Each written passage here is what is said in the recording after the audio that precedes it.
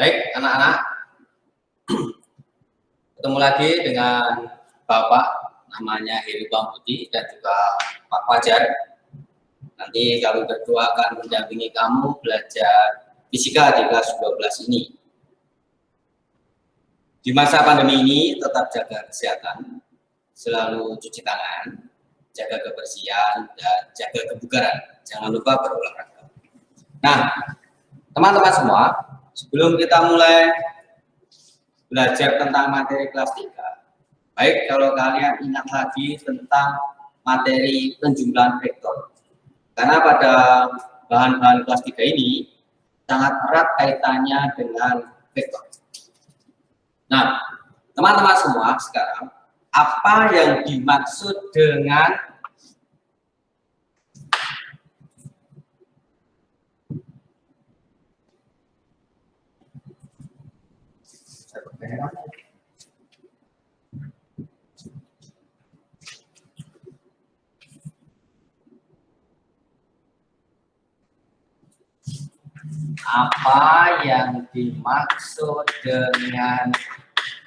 besaran vektor? Tentu besaran yang satunya adalah besaran skalar. Kalau besaran skalar ini besaran yang hanya memiliki nilai saja, sebagai contoh misalkan massa. Massa itu kan hanya paling-paling 2 kilo, 3 kilo, 4 kilo, nggak pernah ada arahnya. Sedangkan besaran vektor ini misalkan perpindahan. Pasti Pak Tinus itu akan mengatakan ketika mengatur barisan mutu di lapangan, silahkan bergeser 3 langkah ke kiri. 3 langkah besarnya ke kiri adalah arahnya. Maka besaran vektor itu besaran yang memiliki nilai dan juga arah. Nah, teman-teman semua, untuk besaran vektor ini akan digambarkan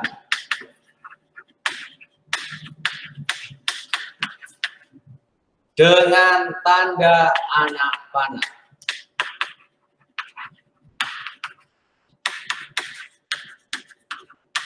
Jadi kalau misalkan digambar, misalkan ini Bapak punya titik P, ini adalah titik Q. Ini misalkan saya katakan vektor A. Nah, titik P ini dikatakan sebagai pangkal vektor.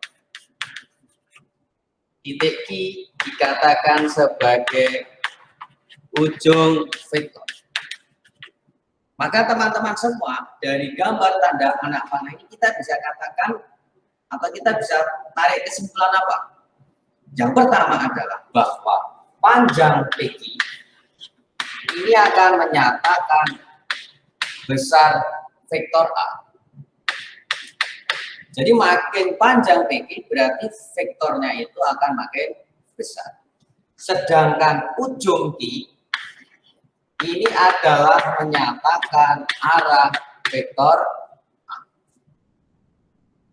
Yang kedua, bagaimana menggambarkan vektor? Sekarang ketika tanda anak panah ini menuju ke kalian, menuju ke pengamatan, kalau acuan kita adalah bidang gambar, berarti keluar bidang gambar, maka yang kalian akan lihat adalah tentu tanda anak panah itu sebagai titik. Seperti ini, kalian akan lihat ini, maka akan seperti titik.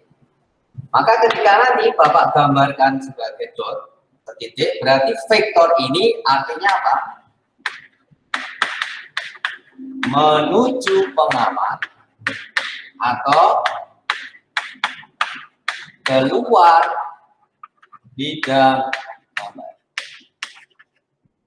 Kemudian, ketika kelihatan pangkal vektor itu atau pangkal anak panah, maka akan digambarkan sebagai cross. Ini artinya apa? Ini artinya menjauhi pengamat. Oh, bisa dikatakan sebagai masuk bidang gambar. Oke? Sudah paham ya tentang notasi vektor? Nah, sekarang kita akan lihat bagaimana ketika kita menjumlahkan vektor.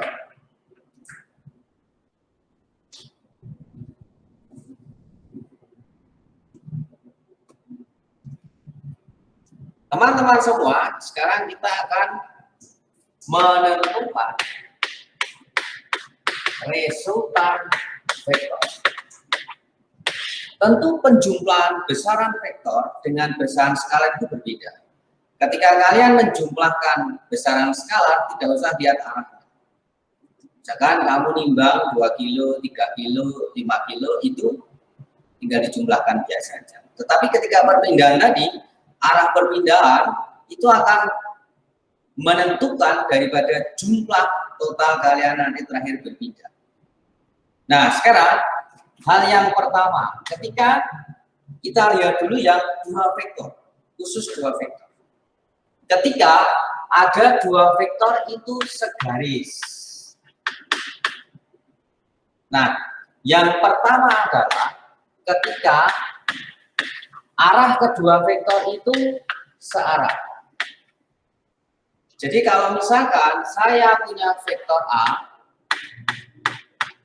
misalkan contoh besaran vektor gaya ya, vektor A 3 Newton ke kanan. Kemudian Bapak juga punya vektor B 4 Newton ke kanan juga.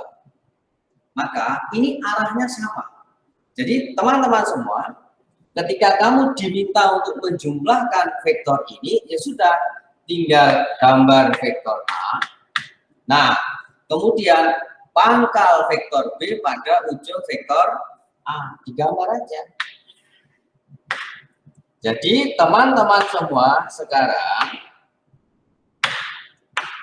dari pangkal vektor pertama sampai ujung vektor yang kedua, vektor B, ini adalah nilai A plus B.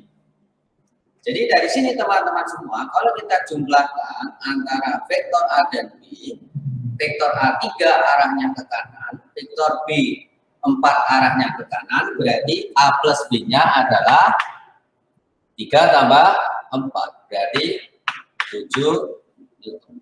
Nah, ketika kita mau nanti dengan rumus, bisa juga ketika dua vektor itu searah, berarti sudut tetanya ini adalah 0 derajat.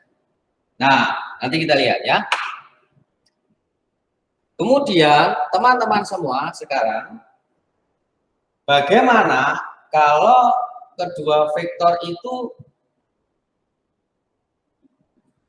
berlawanan arah? Kedua vektor itu berlawanan arah. Kok kayaknya agak tidak saja.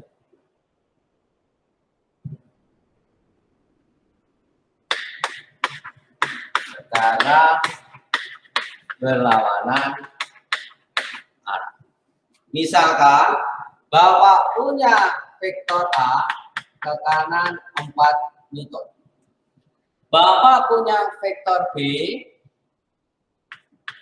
ke kiri 3 Newton. Maka ketika kita diminta untuk menjumlahkan A plus B, ya sama. Gambarkan vektor yang pertama.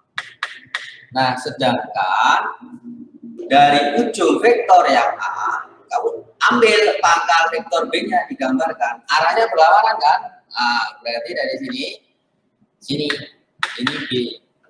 Nah, resultan itu seperti apa?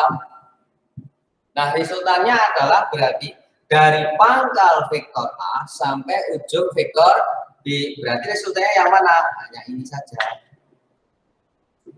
Itu berarti kalau kalian diminta untuk menjumlahkan A plus B, berarti tinggal 4 plus, lihat arah B-nya itu berlawanan arah. Berarti min 3. Kenapa min? Karena yang 4-nya ke kanan sudah Bapak anggap positif. Berarti berlawanan arah negatif. Ini berarti hasilnya 1. plus berarti artinya resultannya ke kanan. Jadi 1 Newton ke kanan. Sekarang berikutnya adalah ketika sekarang bagaimana kalau kedua vektor itu membentuk sudut tertentu. Nah, sekarang Bapak punya cari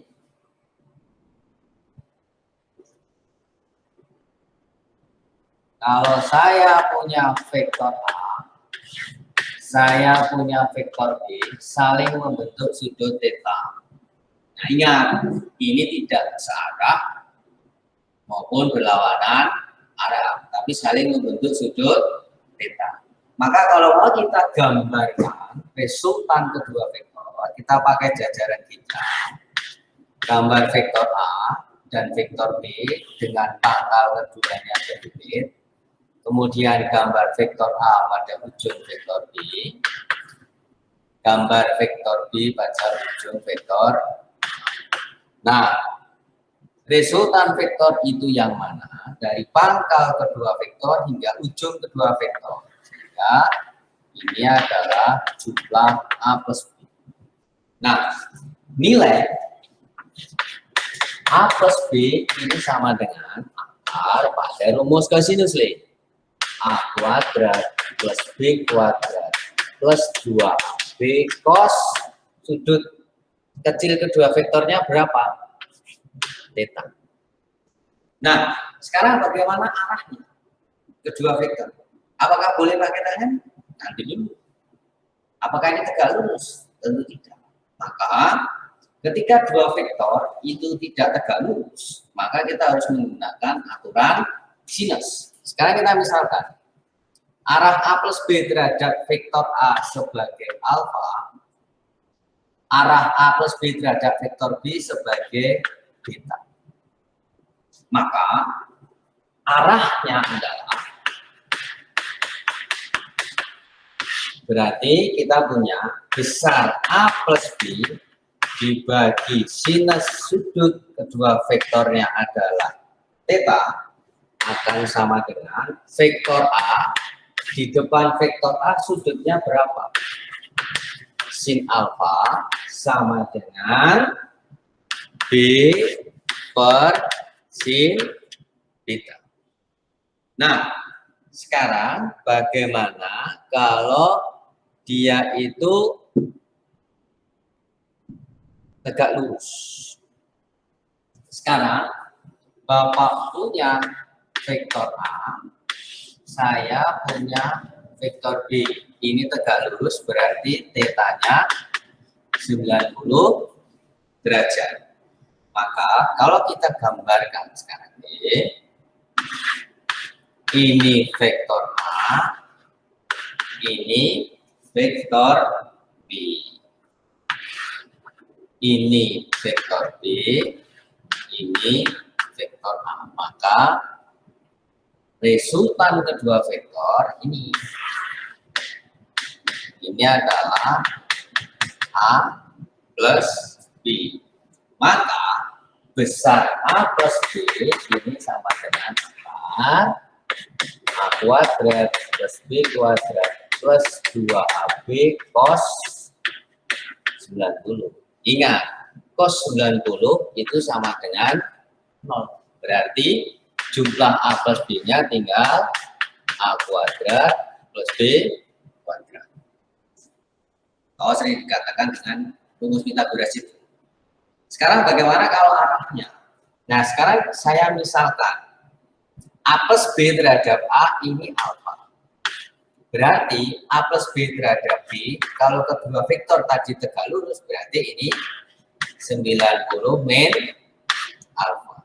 Pakai rumus sinus, berarti arah A plus B tinggal nilai A plus B per sudut kedua vektor tadi 90 akan sama dengan B di depannya adalah sudutnya sin alfa,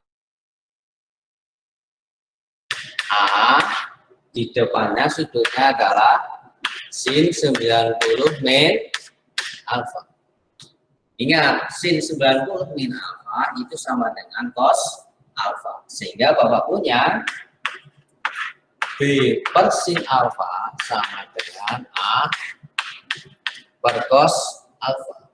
Berarti sin alfa per cos alfa akan sama dengan apa? B per A. Dari sini sin per cos tidak lain tidak bukan adalah tan alfa sama dengan B per. Jadi sekali lagi teman-teman semua, kalau menentukan arah, kalau kedua vektornya itu tegak lurus, boleh pakai tangen, rumus tangen. Tapi kalau kedua vektornya itu tidak tegak lurus, membentuk sudut tertentu, pakai aturan sinus. Nah, sekarang bagaimana kalau menjumlahkan vektor itu lebih dari 2? Bisa saja kalian menggunakan rumus kosinus, jadi 2 dulu baru dijumlahkan sampai yang terakhir. Tapi Pak Fajar punya trik yang sangat jitu. Bagaimana menjumlahkan vektor itu lebih dari 3. Nah, kita lihat Pak Fajar. Oke teman-teman, kembali bertemu Bapak di kelas 12 ini. Saya akan melanjutkan Pak Heru untuk mereview kembali tentang penjumlahan vektor. Seperti yang sudah disampaikan Pak Heru, nanti materi penjumlahan vektor ini akan sangat membantu sekali untuk mempelajari materi berikutnya.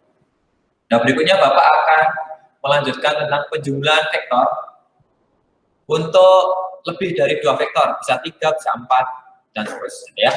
Dulu sudah pernah kita pelajari, Bapak hanya sekedar mengingatkan kembali. Oke, misalkan kita punya 3 buah vektor.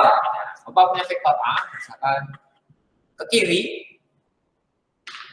besarnya adalah 10 meter. Ada vektor B, misalkan vektor B ini membentuk sudut 37 derajat, besarnya 20 Newton. Ada vektor C, misalkan vektor C itu ke bawah, besarnya 10 Newton. Ya. Maka bagaimana menjumlahkan 3 vektor ini dulu sudah pernah kita lakukan. Pasti mungkin beberapa dari Anda masih ingat. Kita bisa membuat sumbu X dan sumbu Y.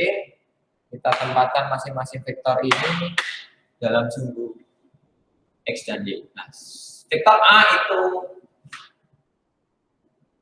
horizontal ke kiri. Nah, kita tempatkan di sini. Ini vektor A. Misalnya berapa? 10 meter. Vektor B, dia 37 derajat. Ini vektor B. Sudutnya 30 derajat arahnya. Vektor C, ya, berimbang dengan sumbu Y negatif. Maka, nah, kita uraikan dulu untuk vektor yang tidak berimbang dengan sumbu X dan sumbu Y. Vektor B itu kita bisa uraikan. Maka ada komponen BX, ada komponen BY. Besarnya BX berapa? B, ingat komponen vektor yang dekat dengan sudut yang diketahui ya. Cara paling gampangnya itu B cos 37, kan? Nah, besarnya B tadi berapa? B adalah 20, berarti 20 cos 37 berapa? 4 maka berapa? 16. Yang BY berapa?